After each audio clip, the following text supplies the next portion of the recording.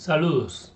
Estas son las pautas de nuestro primer ejercicio. Partimos de la pregunta cómo el confinamiento y la pandemia afectó nuestra relación en tanto cuerpos con el lugar que habitamos. Desde esta pregunta y desde esa reflexión en tanto las relaciones con nuestros espacios íntimos que descubrimos, que encontramos, que tanto nos adecuamos más a nuestros espacios íntimos, regresamos a ellos, retornamos a ellos, los sentimos más. Esto implica también personas, todas las condiciones de este espacio íntimo.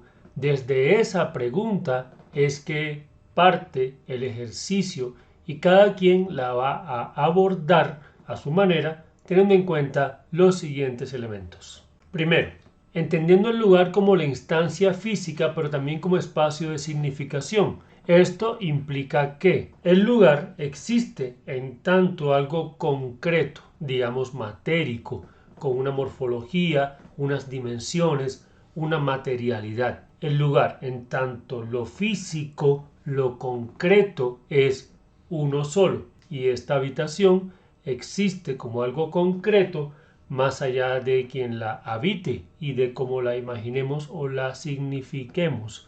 Entonces existe el lugar en tanto lo físico y lo concreto. Todo esto implica la morfología del lugar, desde la iluminación, las dimensiones, las proporciones, la materialidad, etc. Pero en el momento en que nos relacionamos con un lugar como algo concreto y físico, esa relación va a implicar que signifiquemos el lugar, o sea, que tenga un valor en nuestra mente más allá de lo concreto. Y a partir de ese valor, incluso vamos a elaborar unas simbologías. Está lo sensorial implícito también, por supuesto, también lo emocional, la memoria, en fin, que implica que más allá de un lugar concreto físico, deviene además un espacio de significación, y en ese sentido un mismo lugar, siendo un lugar específico concreto, va a devenir varios espacios de significación según quien lo habite.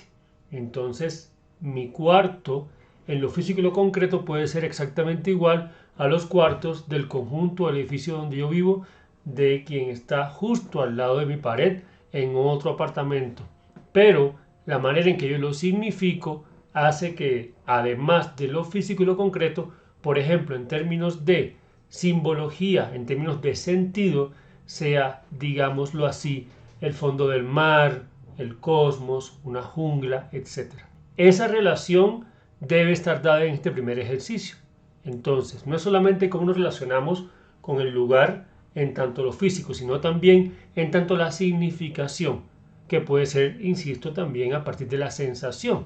Entonces esta relación derivó en que el lugar fuera tranquilo, en que el lugar fuera, digámoslo así, pacífico, o que nos transmitiera una u otra sensación, o que tuviera uno u otro significado.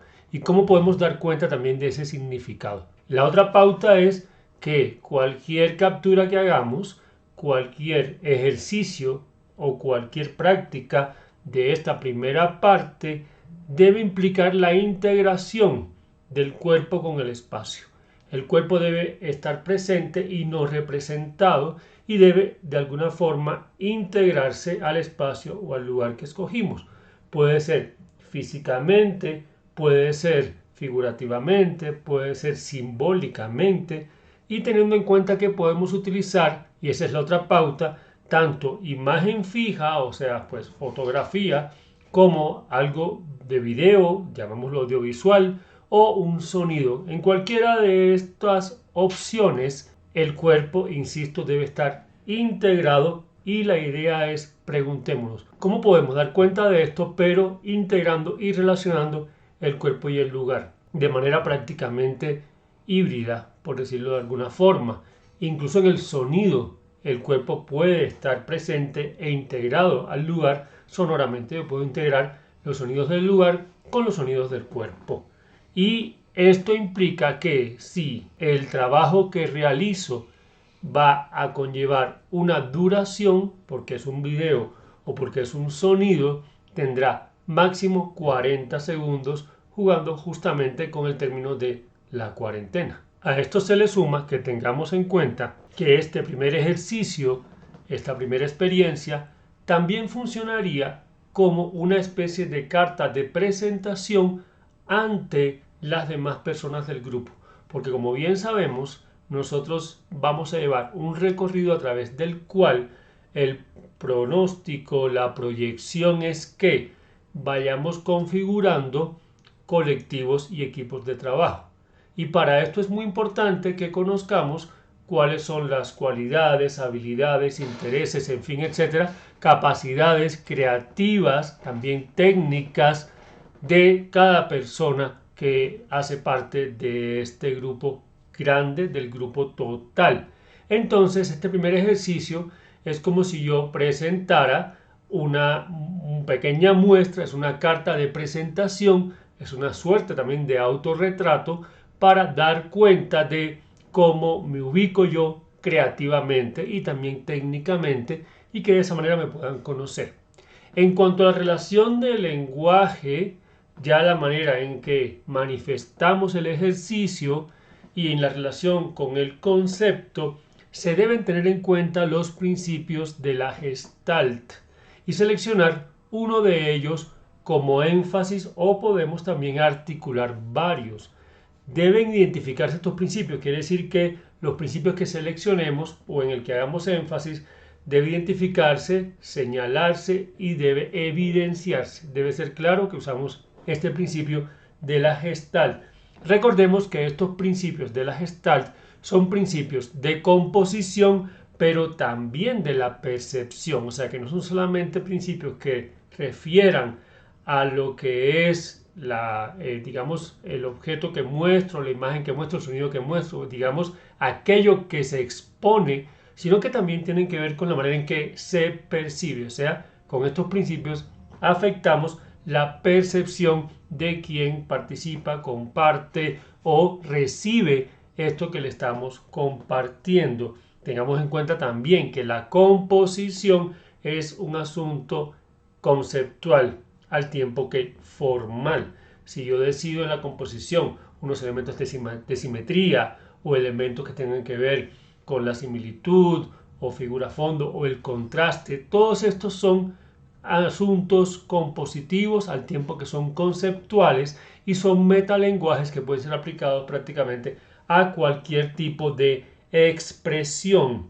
Entonces tengamos en cuenta que la composición es también un asunto conceptual, simbólico, de sentido y significado, y es la manera en que se estructura una enunciación, que puede ser una enunciación de cualquier lenguaje, visual, sonoro, temporal, escénico, corporal, performático. Todos estos lenguajes son posibles en esta opción.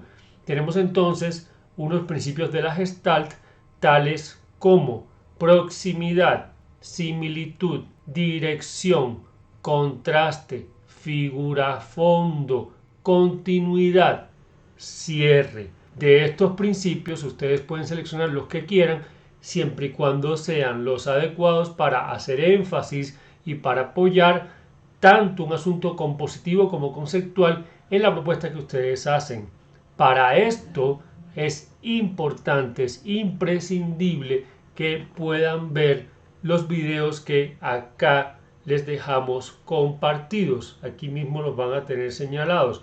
En total tenemos 4 videos sobre la Gestalt o la Gestalt. Y cada uno de estos videos hace énfasis en algunos de estos principios.